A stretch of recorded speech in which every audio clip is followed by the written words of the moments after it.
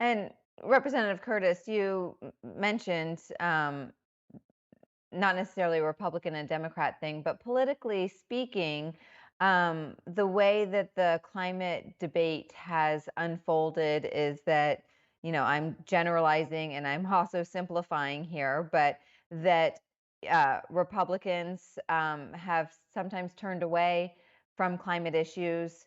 Um, do you sense that there is a shift or anything that your party is willing to move forward on regarding climate?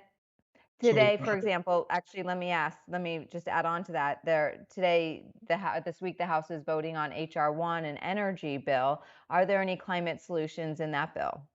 absolutely, I'll just point out probably the one that's the most impactful, and that's permitting reform. This is a great cross section for Republicans and Democrats.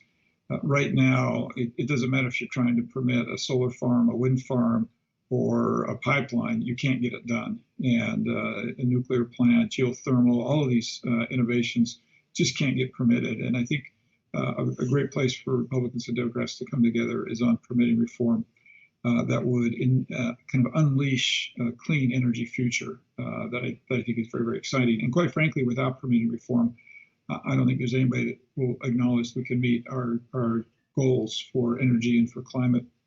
I'd also like to point out that while it is true that there has been some pretty strong partisan rhetoric on this issue, and while it's true that many Republicans have become very good at saying what we don't like and not what we do like, I'd also like to point out things like the Clean Energy Act of 2020, a substantial piece of legislation that was bipartisan, reducing hydrofluorocarbons by 85%. It's a huge achievement. And I think one of the problems with the environmental movement is too often we don't stop and celebrate our successes. We tend to find and point out our differences rather than our similarities. And that's why I love working with Representative Kuster so much is, you know what, there's certainly things that we're going to find we disagree on, but we can find a whole room full of things that we agree on that we can move forward. And I think the two of us represent far more of our colleagues than the typical social media post would have you believe. And she's nodding her head. And I think we would both agree that, we wake up and we're surrounded by hundreds of our colleagues on the right and the left who want to work together and do the right thing. It doesn't always make the news.